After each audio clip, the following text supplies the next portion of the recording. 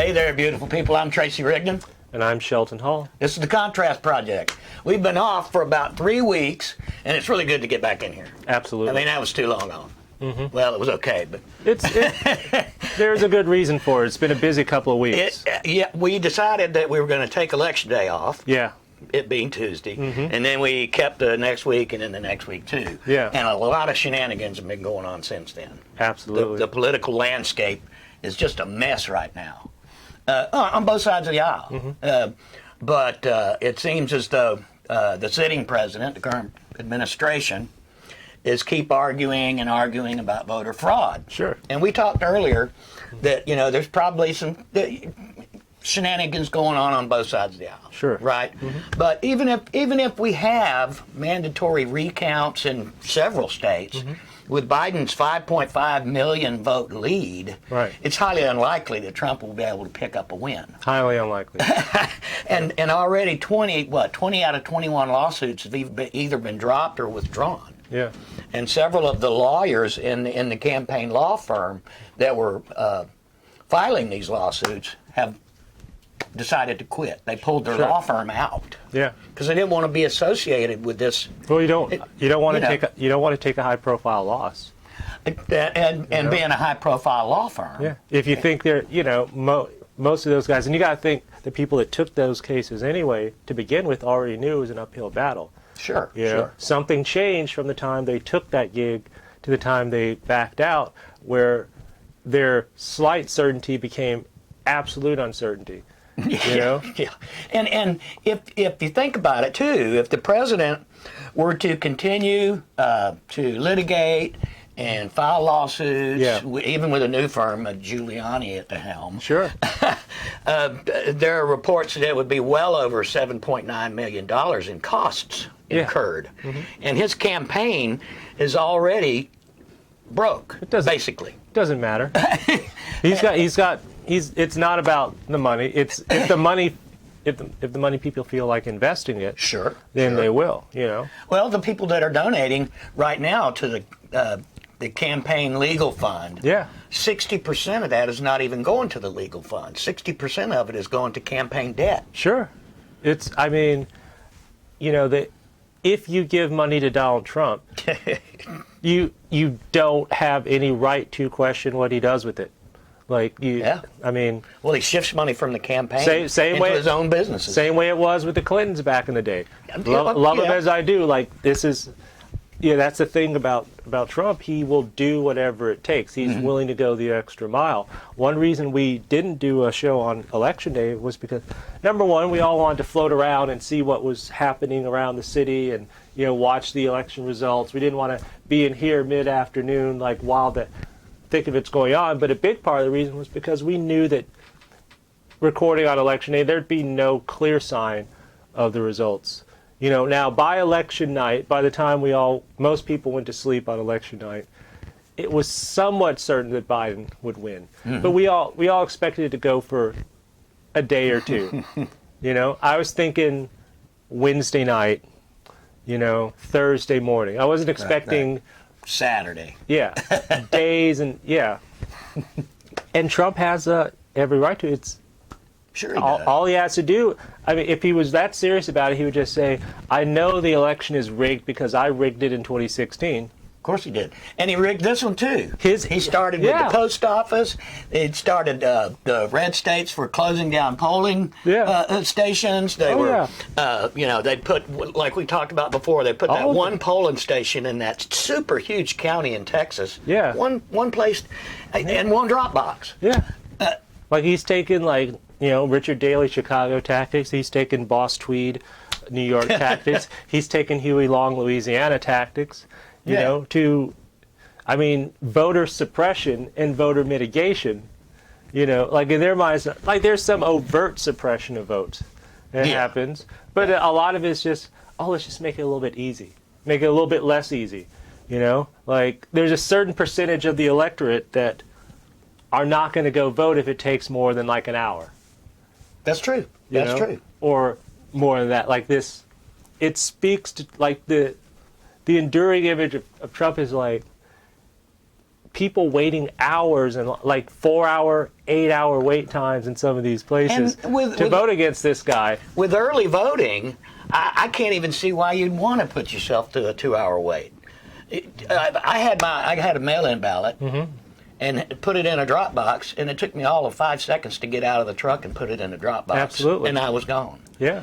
And there was, I mean, this was in Clay County, but still, all the drop boxes were like that I saw early on. The first couple of weeks of early voting, you could just walk right up and drop your ballot in and be done with it. Yeah. Check it online the next day, and it had already been counted. There are some Republican officials in California that got caught setting up fake drop boxes. Yes. Looked totally official, and they're like, oh, we're just trying to help. Yeah, we thought you want more drop boxes. And now the state's attorney in Georgia is saying, that Lindsey Graham approached him about throwing out votes, and he had him on tape. Yeah, I mean that again, just as bad as things were for Republicans, like they kind of, it's almost not a victory, but it's like they could view it almost as a tie. Like Trump losing, like that's on Trump. Trump did that to himself. You know, as we were saying earlier, like a lot of the key states he lost, especially once it got down to those things where that area where it's like, okay, there's 4 or 5 states left. Biden just has to win one. Yeah. And he wins, or then Trump has to win all of them. Several scenarios. He didn't even need to get all the electoral votes from Florida. There were so many other states that he had enough to put him up over 300. It came down to, like, in many cases, it came down to specific personal issues between Trump and key people in those states. You know? Like, if Trump had kept his mouth shut about John McCain, he would have won Arizona. Yep. If Trump had come out, if he'd not been, like, demonizing, Gretchen Whitmer, if he'd been out there, like, taking a firm stand against that kidnapping attempt against her, he would have maybe had a better chance at winning Michigan. Right. And we were talking about the Native Americans as well in Nevada. Yeah. If he'd have come out in defense of them early on in the issues that they're having out there, same thing maybe. Yeah. Because they said 96 or 97% of the registered voters, with all Native American voters in Nevada, 96 or 97% of them voted Democrat, voted for Biden. Yeah, and given that's a lot. And given the amount of money Trump has made over the years through his connection with gambling interests, fortified in part by Native American gambling interests, he owes them that. It would be in his best interest. Trump is the first president, other than maybe Nixon, maybe Nixon who was undone simply because of his own mistakes. There's this is I like Joe Biden and all that. He's a cool guy, but this is not about the dynamic nature of Joe Biden. You look at the presidents who beat sitting presidents.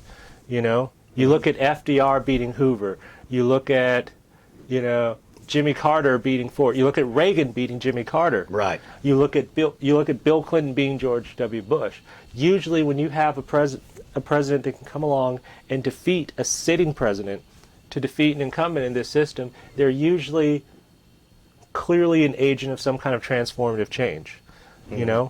Like any president that beats a sitting president is presumed to be kind of the straw that stirs a drink for the next 20 years. Yeah. How do you see we're Biden's still living in the Bill Clinton era. Well, yeah. In a sense. How do you see the presidency going in the next term, when we have Biden for this next 4 years? Yeah. Do you see Biden at his age running again? It would be.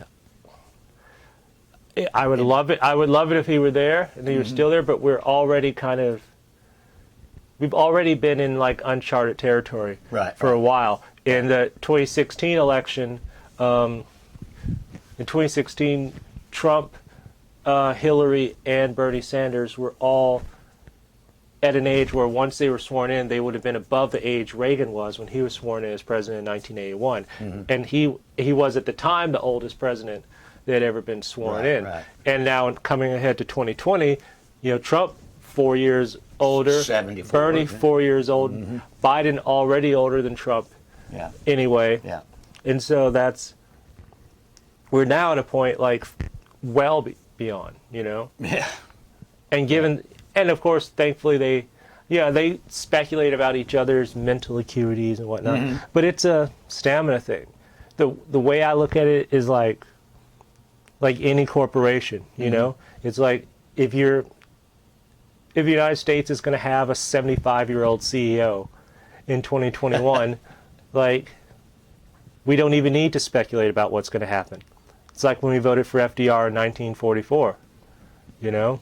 It was, it's just a matter of time, and I think that's what Harris is there for. I don't see Biden running a second time. I could see him doing a full term and, like, stepping aside, but at the same time, you know, we always knew that Hillary wouldn't stop till she had to stop. Right. You know, if she had won in 2016, if Hillary had won in 2016, she'd probably be dead already. Maybe. And there's also too God forbid. There's also too the team dynamic between the two teams. Yes. You got Trump and Pence, who don't seem to really like each other and don't spend any time together. Yeah. Not really. Much like Obama and Biden, they spent a lot of time together. I mean, they did a lot of things together. They had a lot of meetings together. They appeared to be genuinely friends. And I think that dynamic is bleeding over to Biden and Harris. Oh, absolutely. I think they're very friendly with each other, and it's not just an adversarial thing, or like he's just hired some bimbo off the street to be his vice president. They genuinely seem to be friends, and I think they'll work as a good team together.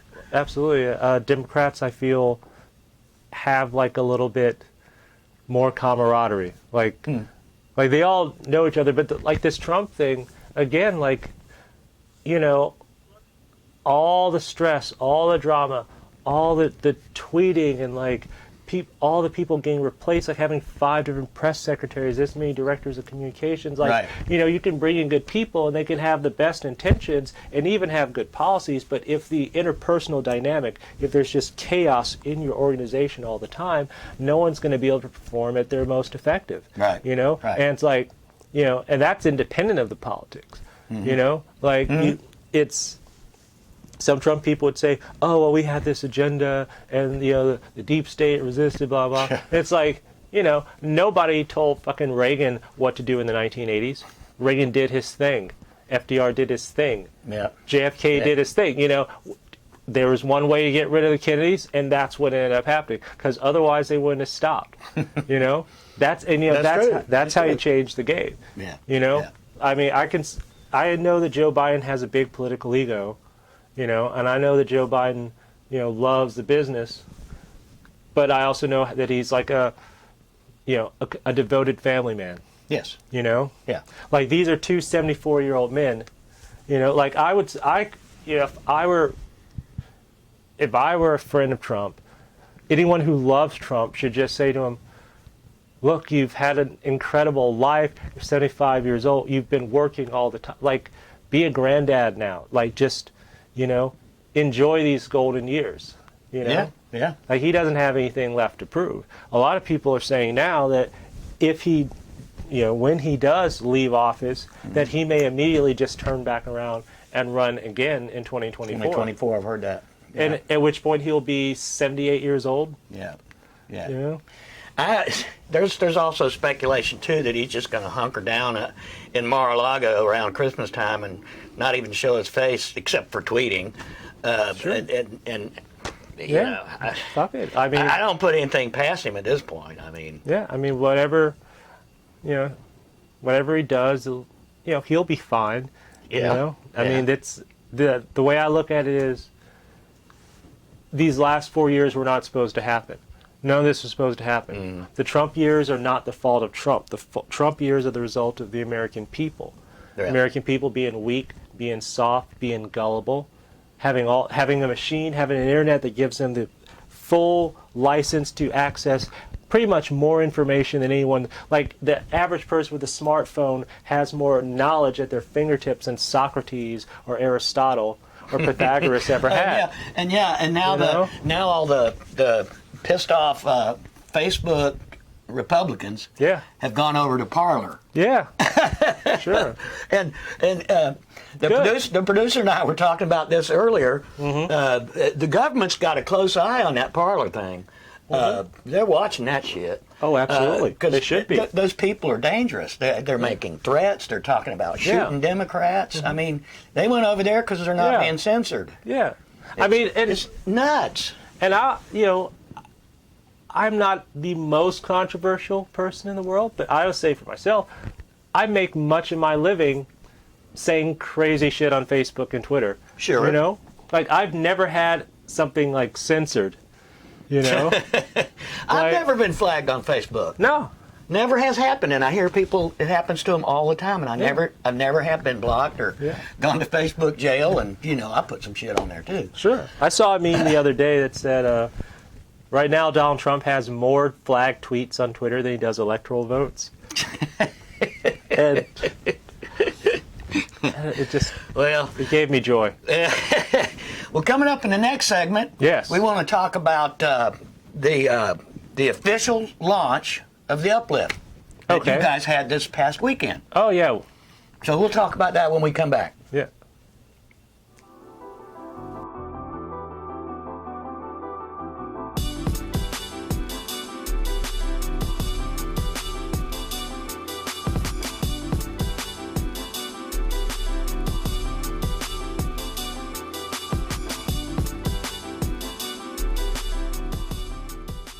Hey, yo, Mal, what's up? Just trying to put you up on Relevnt, yo. It's a new community chat app. I partnered with them to develop the Uplyft, bro. We're off that other book, bro. We're doing the Victor Green style now, yo. Download ASAP. Okay, cool. I'll download it now. Yo. All right. Yo. So I downloaded Relevnt. What is the Uplyft? It's a new chat platform for the black community exclusively on Relevnt. So what if I wanted to get my grub on with the black-owned restaurant? Absolutely. In the category called Eat Up, you can find all the black-owned restaurants and grubbing in there. So what if I wanted to go higher with my education at a historically black college? Of course, you can find it inside of the Wise Up category. You can also politic with other black professionals on Power Up, a location-based community to do business and collaborate ideas. We got Speak Up for black community activists, Rise Up for career seekers, and Coming Up for talented rising black stars, all in one place. And the content changes based on the location of your city. Yo, it's going to be the next big thing.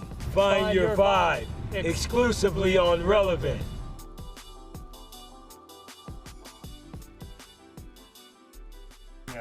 So if I say, with the Relevnt app, I can, inside of my vibe, I can say, yo, I got a show today.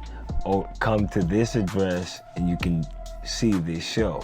And when you get to that address, I put my messaging within a mile radius, and when you get in it, you hear the other message that my show is actually in this warehouse over here.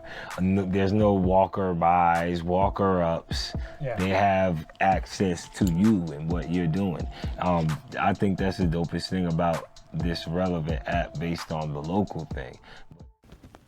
We're back, kids, and we'll talk a little bit about the Uplyft's official launch this past weekend. That's true. How did that go? It went fabulous. We did over at String Sports Brewery, 1850 North Main Street, kind of right by between 9th and 10th on Main, and it was a good time. We were there all day Sunday. We had Mal Jones running the show, performing. We had DJ No Fame all night on the ones and twos. We had Twan Dickens. We had Moses West.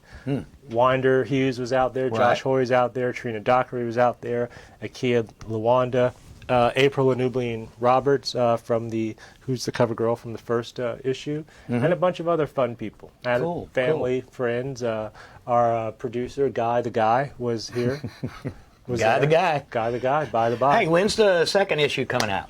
Second issue will be coming out about mid-December, probably in the second weekend of December. So we're going to have it out like about week or so before Christmas. Okay. Week, 10 days before Christmas.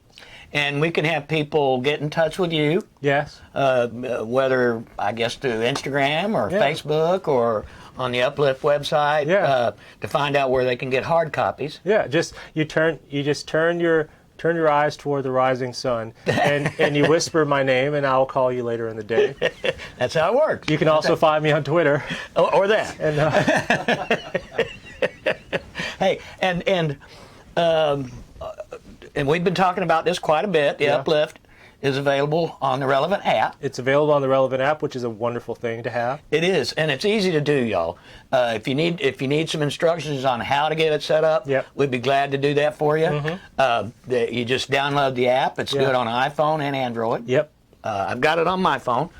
You open it up, and then you find the Uplyft vibes. That's right. And there's, how many of them? A dozen of them? There's now? like close to a dozen, and there's so many other things, and it works wherever you happen to be. Right. Like if you go to New York, like since we've launched the Uplyft, I've had some friends just download the app in different cities around the country, and there's a lot of things that just sort of come up automatically. Like whatever city you're in, like the major newspapers and TV broadcasters, that's going to come up automatically on the app, and from there you populate it as you want to populate it. Right now we have probably about 70,000 unique users on the app right now, most of which tend to be concentrated in the Northeast Florida, Southeast Georgia area. That's pretty good being so new. But it's a great app to develop your own thing. Like if you want to go out to Savannah or go out to Waycross or go out to Washington D.C. and just go right from there. What I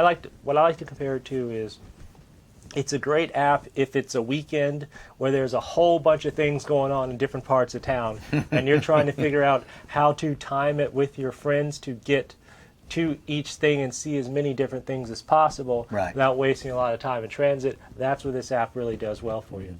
It's good for nightlife. It's good for restaurants. It's good for other types of businesses. Yeah, cafefe. Cafefe. You can cafefe.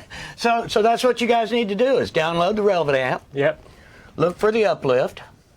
And if you want to get a hard copy, which I recommend, which is good timing too, the format that you have for that. What we were just talking about with the Times-Union is really taking a dive. We lost one magazine this year, but it was revived, Folio. Yep. And other alternative magazines took a big hit this year because of the pandemic. Print. Yeah, Folio is one of the few that's actually managed to bounce back. Right. Thanks to the leadership of John Phillips over at Phillips and Hunt. And their new issue is coming out this week. Today is Tuesday. It'll be out tomorrow. Yeah, it'll be out tomorrow. So by the time you see this, it'll be available on newsstands everywhere. And it's pretty cool. Like the Times-Union's had issues, but that's not because of the content. That's because of the business model. The business model. They were bought out by Gannett last year, for one. Yeah. And as soon as they came in, they laid off a bunch of people. Yeah, and you can't. I understand we have to do that to save money, but it's like a sports team. If you're cutting corners on your football roster, you're going to get those types of results on the field. But what we have at the Times-Union, we've got a nice little squad of really strong quality journalists. You've got veterans like Mark Woods, Dan McDonald, who've been there for years, and you've got newer people like Christopher Hong. You've got Emily Block. You've got Nate Monroe, who've just been really just kicking ass. Emily Block actually named #1 writer in the 904 by the readers of Void magazine. I won that last year. She whooped my ass, which is what happens. You compete with Emily, you get your ass whooped. You'll just have to get it next year. And absolutely. And under the leadership of Mary Kelly Palka, lovely woman who's worked her way up through the ranks in this organization over the years. And in the media, just as we've seen with our nurses, our first responders, our teachers, our police officers, a lot of civil servants and stuff, in this most pressing times that we've had here in 2020, people like them are stepping up and continuing to give the community quality content, quality services. Well, the Uplyft is in a unique position now, moving towards the end of the year and then going into the spring. That's right. You're in a unique position because we may have some easing up of the pandemic for one. Yeah. But the other thing is that you're focused. It's to help support the black businesses in Northeast Florida. Yeah. And surrounding areas. And you'll be providing content for that for the most part too, correct?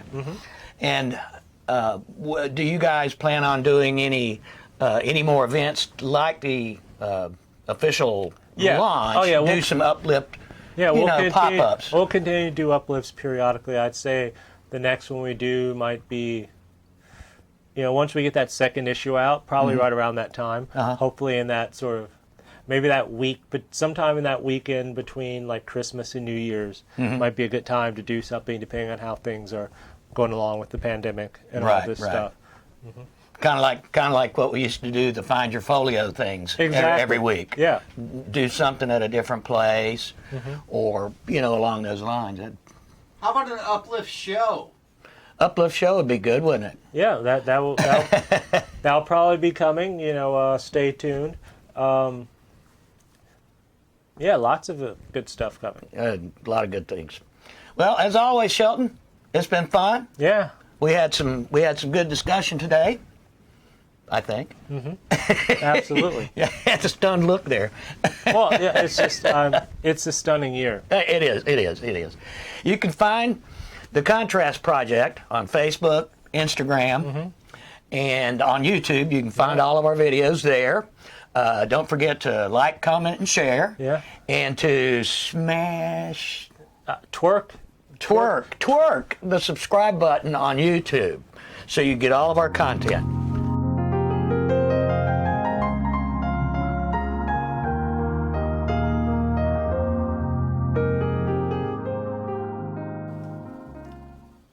Hey there, kids. We're back. This is the Contrast Project, and I have with me right now one of our local authors, historians, storytellers. Yep. Mr. Tim Gilmore. Thanks for having me. I'm happy to be here. Thank you for spending the time. Of course. We wanted to talk first about some of the books you've written, especially the last book that you wrote. Okay. Yeah. Your process behind writing. How many books have you written? This is the 20th, so 20th. I'm a little obsessive, and that's Murder Capital. Right. 8 stories, Right. 1890s to 1980s. And it actually began with a talk that I gave to the Jacksonville Historical Society in 2013. And at the time, I had just come out with Stalking, Ottis, Toole, a Southern Gothic, and I was talking to the person who was the head of the Historical Society at the time, who said, you could do a talk. Which she said, Ottis Toole is probably too dark. Why don't you do a talk on the history of murder in Jacksonville? So I don't know how that's less dark. Right. But, I dug into a number of stories then, and they kind of stuck in my head, and I wanted to know more about them, and they've, that's kind of something that happens, is that the stories stick around and put their tendrils out and connect to other stories, and it feels like kind of a never-ending process, Well, if you think about it, I mean, a lot of stuff does happen here in Jacksonville, and murders. Sure. And some of the other things you write about have to do with, like we were just talking about, some of the older buildings in town, some of the old neighborhoods. Recently, you wrote an article, and sticking with the theme of politics that we were on earlier, you recently wrote an article about Shawana Brooks and Color Jacks Blue, and her involvement in getting out the black vote. Right. And she was also instrumental. That big mural over there on Myrtle, beautiful. Right. It's huge. Yeah. And it has a message to it, to get involved with voting. Your vote does matter. Right. Absolutely. And she got even had shuttles running from the mural site over to the Prime Osborne Convention Center so that they could vote. Right. And she was doing that the whole day. Actually, the last couple of days of the early voting. Yeah.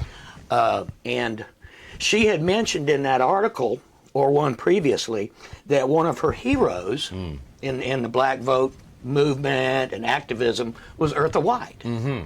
And you had previously written an article about Eartha White too. Mm-hmm. Mm-hmm. And I thought that segue in between the two was really good. Yeah.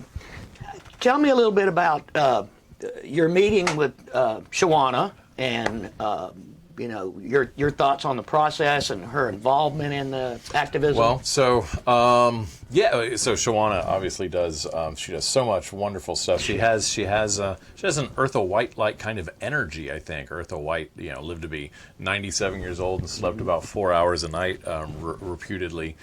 She was about 5 feet tall, but she was a giant, and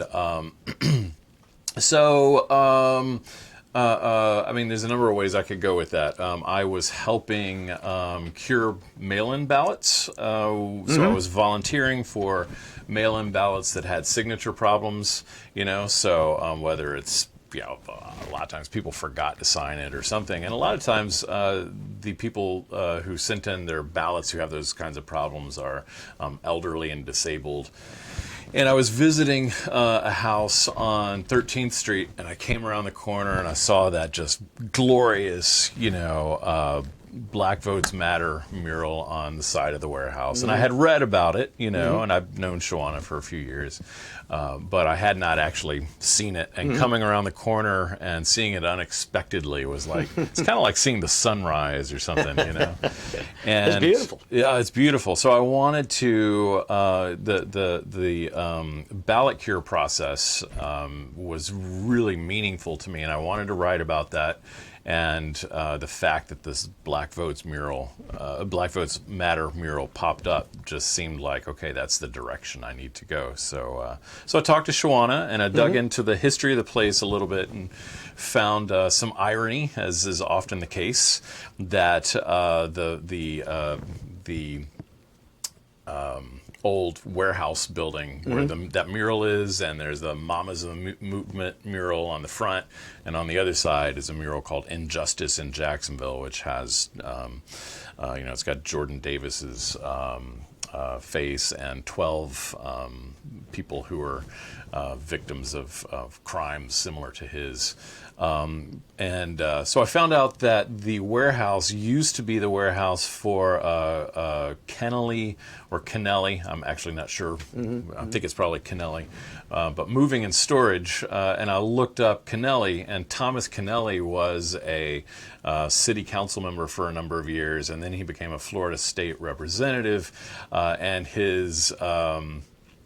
he was against any kind of property tax increase, and he was against busing. So he actually wrote a draft constitutional amendment that would ban busing, desegregation by busing. And of course, it didn't go anywhere, but that's what he was known for. And I thought there were some interesting ironies with, the fact that had been his building since 1971, and that now it's this.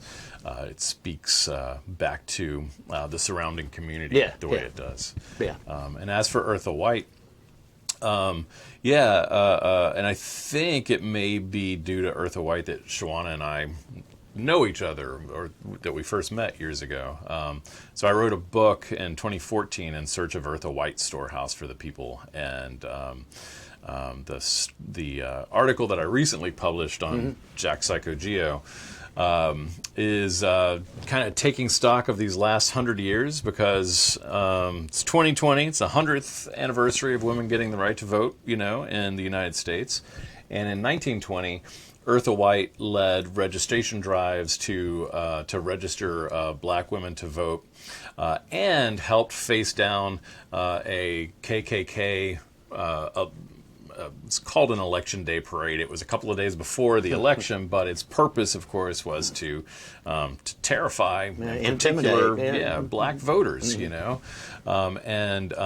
that's what Eartha White was doing, 100 years ago, and we're in another election year, and you could even say that there are some echoes from a century back. Yeah.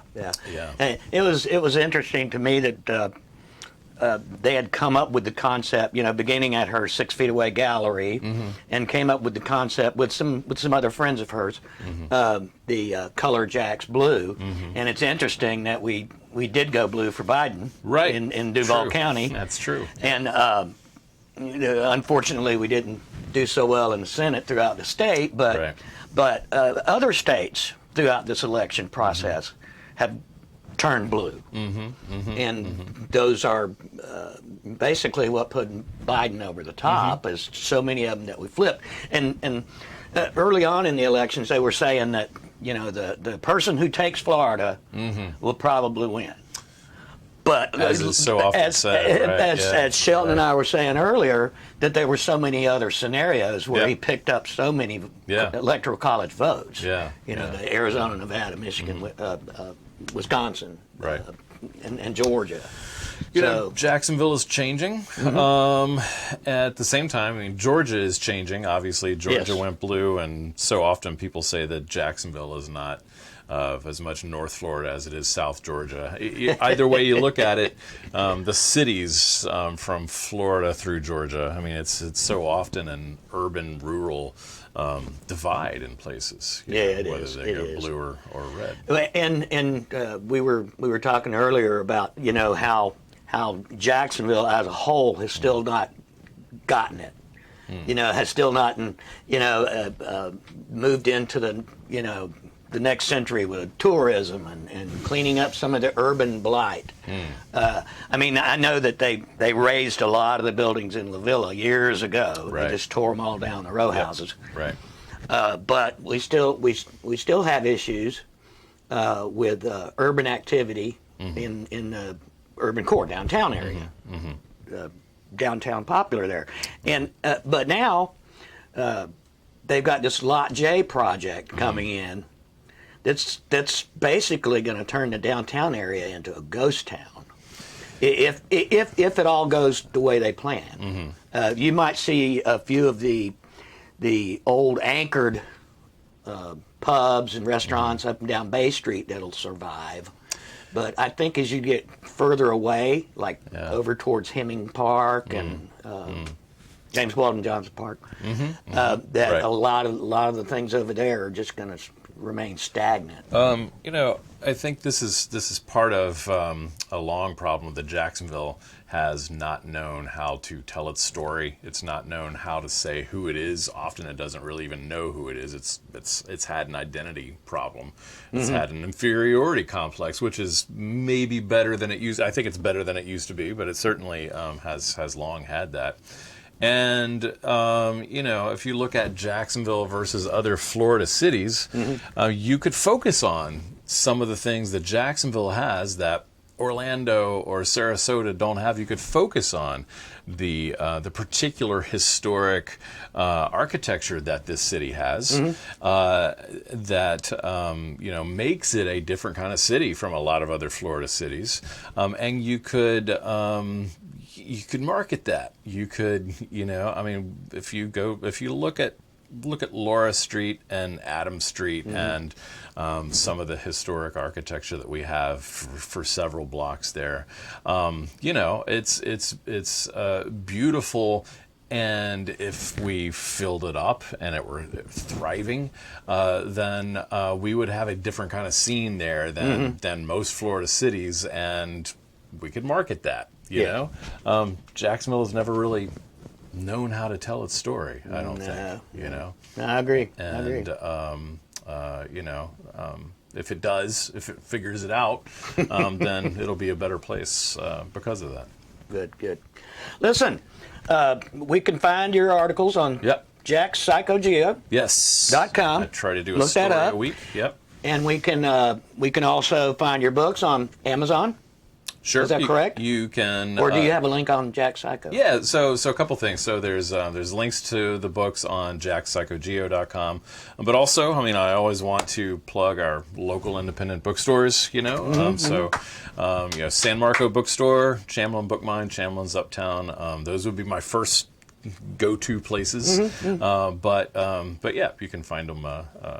You can find them around. Cool. Yeah.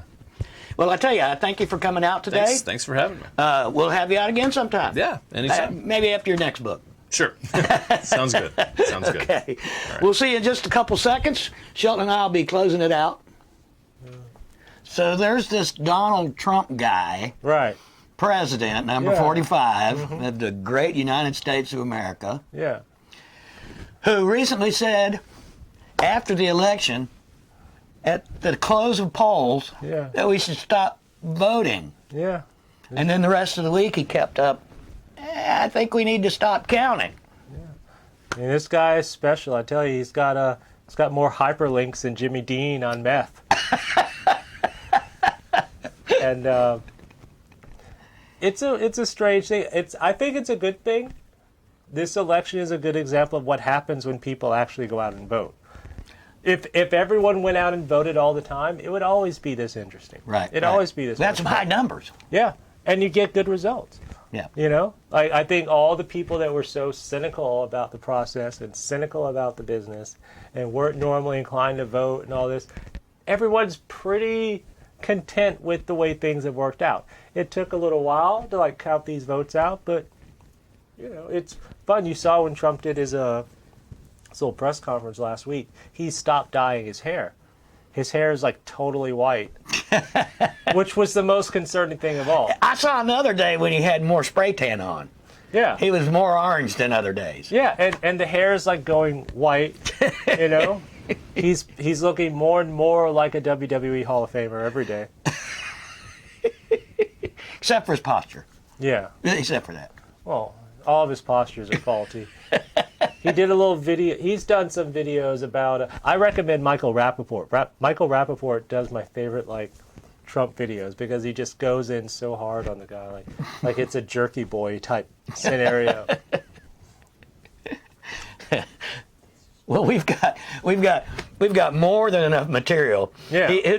Coming out of the Trump administration. Oh yeah. And not just him, but mostly him. Yeah. There's just so much material coming out of there. I mean, for journalists and historians and comedians alike. Yes. I mean, it's just every day it's something new. You could literally write a book off all those tweets. Yeah. And it would be hilarious. I mean, maybe Tim Gilmore will. Well, there is a website, Trump's Tweets. That's right. It's great. They're all there. He's hilarious. And the ones that they can't feed through the algorithm, the ones that get taken down, that somebody out there gets a screenshot. Oh, absolutely. There's people round the clock watching his Twitter account. Oh, yes. And he pretty much has a system too. It's like late at night. He gets on late at night. Yeah. And sometimes, what was it? About a month ago, he tweeted it was 150 times in one day. Yeah. And they were all long, rambling, babbling tweets. I can't imagine he's actually doing this on his phone. I assume he's just talking and dictating to someone else who's tweeting under his name. Well, you can tell sometimes it is in third person. Yeah. Some of those tweets do come out third person. And every now and again, one is coherent. Yeah. But more often than not, they're just off the wall. Lyndon Johnson used to have a button at the Resolute desk in the Oval Office of the press anytime he wanted a secretary to bring in a fresh cold Fresca. You know, and I think Trump uses that button when he wants to tweet. Except he's got it in the bathroom next to his toilet. Yeah, well, it's wrapped around his neck. Oh, gee. Along with so many other things. I can't tweet. Yeah. He's got more stuff around his neck than Roland Kirk, you know. Well, I don't know. And we, our friends Intergalactic Domination Studios have prepared a savory, sumptuous little video clip encompassing some of the joys of Covfefe, the deep, resonant, luxuriousness of Oh, Covfefe, yeah.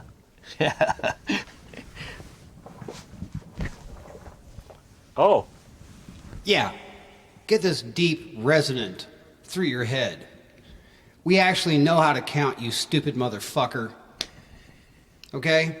And you don't get to tell us to stop counting because, you forgot to count that fucking high. We actually know how to count, and you have been counted out. So you know what? This next bit, this one's just for you, you fucking piece of shit.